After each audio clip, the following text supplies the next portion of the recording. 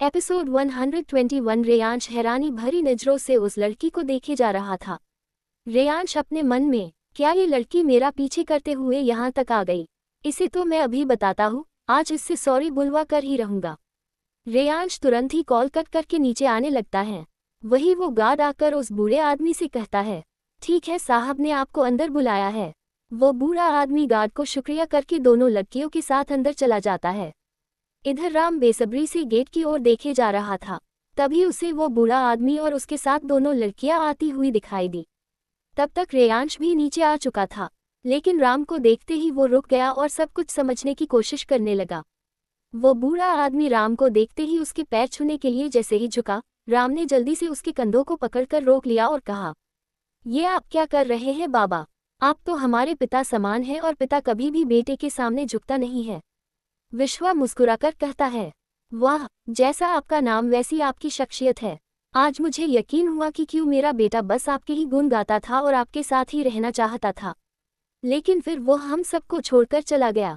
राम विश्वा के हाथ पकड़कर, बाबा सैंडी के जाने से हमें भी बहुत दुख है, लेकिन मैं ये भी जानता हूँ कि सैंडी जहाँ भी होगा खुश होगा।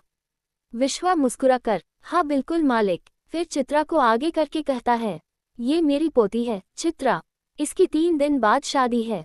जब मुझे पता चला कि आप यहाँ आए हुए हैं तो मैं अपनी पोती की शादी का कार्ड देने आ गया। मालिक, मैं चाहता हूँ कि आप सभी मेरी पोती की शादी में आए। अगर आपने मेरी पोती को आशीर्वाद दे दिया तो मैं समझूंगा कि मेरा बेटा अपना आशीर्वाद दे रहा है। राम खुशी और नम आंखों से चित्रा को देख रहा था। वो बिल्कुल सैंडी जैसी देखती थी, लेकिन हरकतें एक भी उसके जैसी नहीं थी। वो बिल्कुल शांत और सीधी, अपनी माँ की तरह थी। चित्रा आगे आकर राम के पैर छूती है। राम उसके सर पर हाथ रखकर उसके माथे को चूम लेता है। राम ये प्यार भरा स्पर्श महसूस कर उसे अपने पिता की याद आ गई। उसने तो उनके साथ ज्यादा वक्त भी नहीं बिताया था। उसकी आंखों से आंसू बह निकला।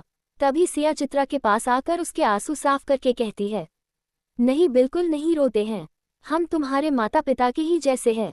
सिया की बात सुनकर चित्रा सिया के पैर छूने के लिए झुकी तो सिया ने उसे रोककर गले लगा लिया। सिया प्यार से, हम सब तुम्हारी शादी में जरूर आएंगे। सिया की नज़र चित्रा के पीछे खड़ी लड़की की ओर जाती है तो वो चित्रा से पूछती है, ये कौन है बेटा? चित्रा पीछे मुड़कर उस लड़की का हाथ पकड़कर कहती है, आंटी ये मेरी दोस्त सिम्मी है। ये और मैं बचपन से ही साथ में है। सिम्मी सिया को हाथ जोड़कर नमस्ते करती है।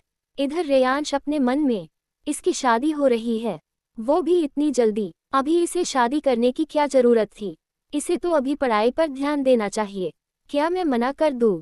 लेकिन मैं क्या बोलूं? लेकिन मुझे मना क्यों करना है? इसकी मर्जी है, चाहे जिससे शादी करे। ऊपर से कल इसने मुझे सॉरी भी नहीं बोला। रेयांश को कुछ समझ नहीं आ रहा था कि आखिर वो चाहता क्या है। तभी चित्रा की नज़र रेयांश की तरफ गई। वो उसे देखकर बहुत हैरान थी, लेकिन अपने चेहरे से उसने पता नहीं चलने दिया कि वो हैरान है, और तुरंत ही अपनी नज़रें उस पर से हटा ली। रेयांश गुस्से से खुद से, मुझे देखकर भी अनदेखा कर दिया। मुझे रेयांश राम रघुवंशी को इग्नोर कर दिया। इसकी सजा तो तुमने मिलकर रहेगी। विश्वा राम से, मालिक अब जाने की इजाजत दे। राम विश्वा से, बाबा कल मेरे दोस्त के बेटे की सगाई है, मैं चाहता हूँ कि आप सब उसमें जरूर आए। विश्वा, मालिक मैं नहीं आ पाऊंगा, हाँ लेकिन ये दोनों बच्चियां जरूर आ जाएंगे। सिया जल्दी से, अरे ये तो बहुत अच्छी बात है। फिर चित्रा के गाल पर हाथ रखकर, हम तुम्हारा इंतजार करेंगे। चित्रा हमें सर हिलाकर विश्व और सिम्मी के साथ वहां से चली जाती है। रेयांश बस उसे जाते हुए देख रहा था, फिर अपना सर झटक कर ऑफिस के लिए निकल गया। इधर उनके जाने के बाद सारा अपने रूम में जाने लगी कि तभी निया सारा का हाथ पकड़कर, दीदू चलो हमें डांस की प्रैक्टिस करनी है, हमें लड़की वालों को हराना है। सारा मना करना चाहती थी, लेकिन निया की खुशी देखकर उसने जाना ही बेहतर समझा। निया के रूम में आरव, निशा, कार्तिक, सौम्य, निया और सारा थे, क्योंकि बाकी लोग तो अपने अपने काम पर लगे हुए थे। सौम्य सोचते हुए, हम लोग ऐसा क्या करें कि सभी को नजरें हम पर ही हो। निया हंसते हुए, ब्रो आप नीचे गिर जाना, सभी की नजरें आप पर ही होंगी। सारा निया को आंख दिखाकर, निया ये सीरियस बात है। सारा की बात सुनकर निया चुप हो जाती है। थोड़ी देर बाद सब अपना अपना गाना चूज कर लेते हैं और उस पर प्रैक्टिस भी स्टार्ट कर देते हैं। इधर अनु अजीत के ऑफिस पहुंच जाती है। शान और अजीत के केबिन में बैठकर कुछ डिस्कस कर रहे थे कि तभी डोर नॉक हुआ। अजीत, कम इन। अनु जल्दी से अंदर आती है और अजीत के पास जाकर उसके गले लग जाती है। उसके गले लगते ही अजीत और शान चौंक कर उसकी तरफ देखते हैं। अनु अजीत से, हाय बेबी, कैसे हो? मैंने तुम्हें बहुत मिस किया। तुम इतना बिजी रहते हो कि मेरे लिए तुम्हारे पास टाइम ही नहीं है, इसलिए मैं खुद ही तुमसे मिलने आ गई और तुम्हें लेने भी आई हूँ। मैं तुम्हें डेट पर लेकर जाना चाहती हूँ, इसलिए चलो मेरे साथ। अनु की सारी बातें सुनकर अजीत गुस्से से शान देख रहा था, जैसे कह रहा हो, देखिए मुसीबत मेरे गले तेरे वजह से पड़ी है। शान अपने हाथ जोड़ो उससे कहता है, सॉरी यार, कर ले न मैनेज। अजीत गहरी सांस लेकर अनु को खुद से अलग करता है और कहता है, अनु ये सब मैं हमारे लिए ही तो कर रहा हूँ। तुम तो जानती हो कल हमारी सगाई है, इसके बाद शादी के फंक्शन शुरू हो जाएंगे। मैं हमारी शादी से पहले सारा काम खत्म करना चाहता हूँ, फिर हम लोग बहुत एंजॉय करेंगे और फिर हमें हनीमून के लिए भी जाना है।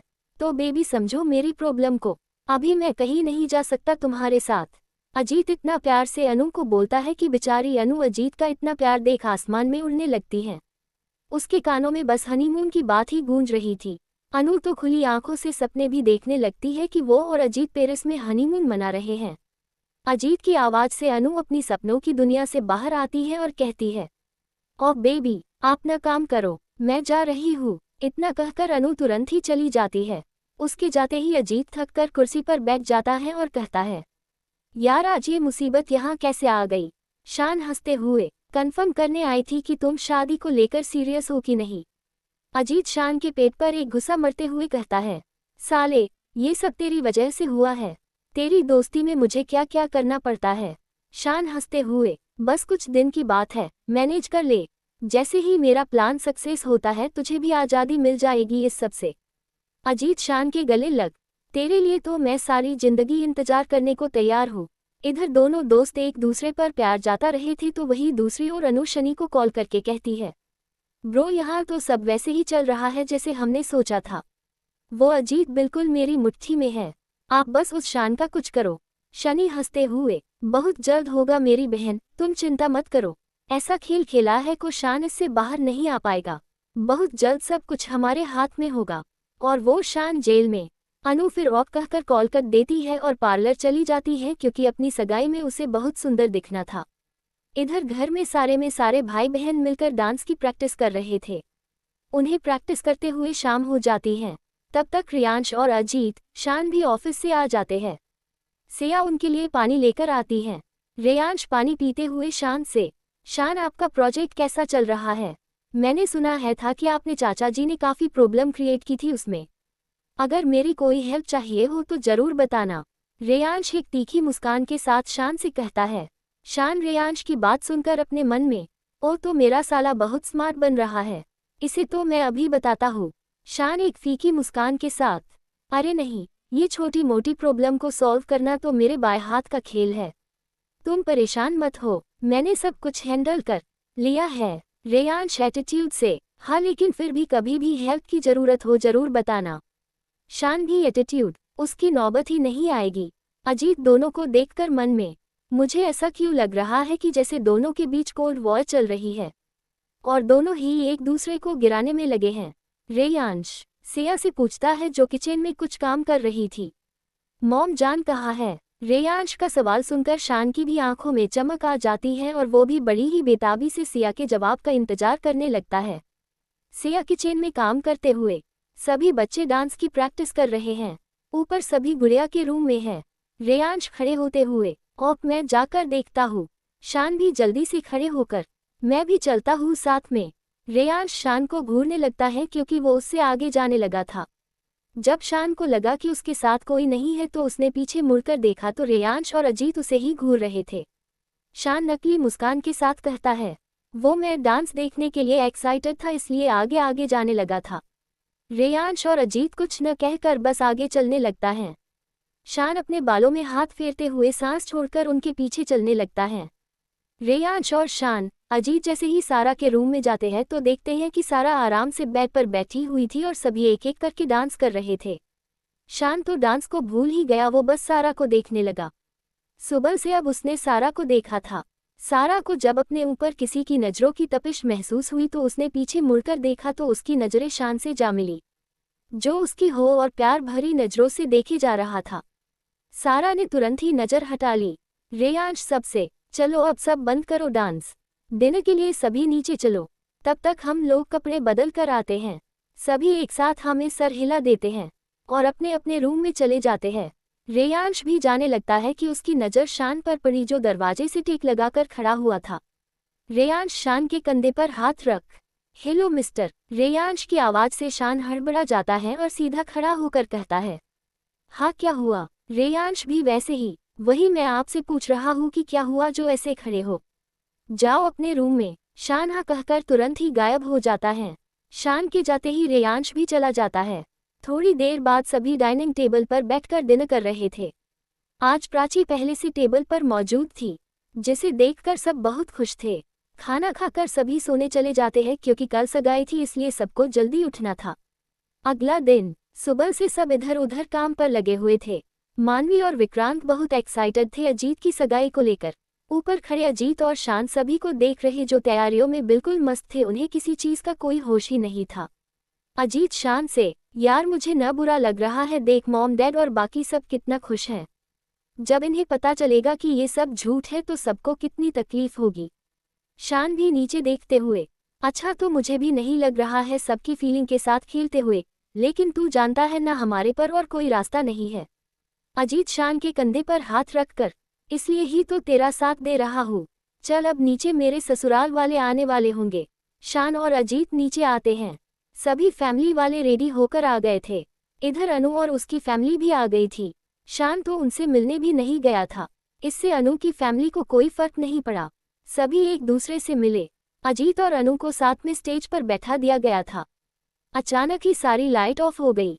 लाइट ऑफ होते ही सब लोग परेशान हो गए कि तभी एक फ्लैश लाइट बीच में पड़ी, जिसमें एक लड़की घूंघट डाले खड़ी हुई थी। फिर सारी लाइट वापस आ गई। निया और निशा उस लड़की के पीछे खड़ी हुई थी। सभी उस लड़की को पहचानने की कोशिश कर रहे थे, लेकिन शान उसे देखते ही पहचान गया था, क्योंकि ये वही लहंगा था जो शान ने सारा के लिए लिया था। तभी म्यूजिक की आवाज आती है, आज है सगाई, सुन लड़की के भाई, आज है सगाई, सुन लड़की के भाई, जरा नाच के हमको दिखा। ये कहते ही सारा अपने ऊपर से घूंघट को हटा देती है। सारा को देखती ही शान का हाथ खुद ब खुद उसके दिल पर चला जाता है, जो इस वक्त बहुत तेज धड़क रहा था। ऐसा लग रहा था कि जैसे अभी बाहर ही आ जाएगा। सभी लोग सारा को देखकर बहुत जोर से तालियां बजाने लगते हैं। शान खुद से, हाय, जानेमन मारने का इरादा करके आए हो क्या? लगता है आज तुम मेरी जान लेकर ही रहोगी। कोई इतना खूबसूरत कैसे हो सकता है? इधर फिर से म्यूजिक आगे बढ़ता है। आज है सगाई, सुन लड़की के भाई, जरा नाच के हमको दिखा। कुड़ी की तरह न शर्मा, कुड़ी की तरह न शर्मा।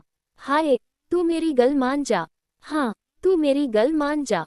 सारा के इस तरह एक्ट से शान हक्का बक्का बस उसे देखे जा रहा था, क्योंकि सारा शान को चिढ़ाकर ही डांस कर रही थी। तभी अजीत शान को स्टेज से नीचे की तरफ धक्का दे देता और शान को बेस्ट ऑफ लक कहता है। अब शान भी अपने फार्म आते हुए, सबको नचाऊं, नच नच के दिखाऊं, आ मुझको गले से लगा। सारा तुरंत ही शान से बचकर निकल कर जाने लगती है, लेकिन शान फिर से उसका रास्ता रोक लेता है। इधर अजीत सिटी बजाने लगता है, सबको नचाऊं, नच नच के दिखाऊं, आ मुझको गले से लगा, मुंडे से जरा आंख लड़ा, मुंडे से जरा आंख लड़ा, होए तू मेरी गल मान जा, हाय तू मेरी गल मान जा, ओ सोनिए। सारा शान से बचकर सिया के पीछे जाकर छुप जाती है, क्योंकि अब उसकी हिम्मत नहीं हो रही थी कि वो शान के सामने ऐसे जाए। शान फुल मोड में, सर पे सजा के सेहरा, बारात लेके आऊं, दुल्हन तुझे बना के डोली में लेके जाऊं, ओ सावा, ओ सावा, ओ सावा, ओ सावा। सारा हैरान भरी नजरों से शान को देखे जा रही। तभी सिया अपने पीछे से सारा को निकालकर शान की तरफ धक्का दे देती है और हंसने लगती है, भोली समझ के मुझ पे ना डाल ऐसे दाने, शादी नहीं करूंगी, जा मान जा दीवाने, ओ सावा, ओ सावा, ओ सावा, ओ सावा। सारा का एटीट्यूड देखकर शान उसे पीछे से अपनी बाहों में भरकर, सुन अलबेली मेरी तन्हा अकेली, अब कत्ती नहीं रतियां। सारा शान की बाहों में कसम सा कर, जारे हर जाई चल छोड़ कलाई, सब देखती हैं सखियां। इतना कहकर सारा जल्दी से शान से अलग होकर निया और निशा की तरफ चली जाती है।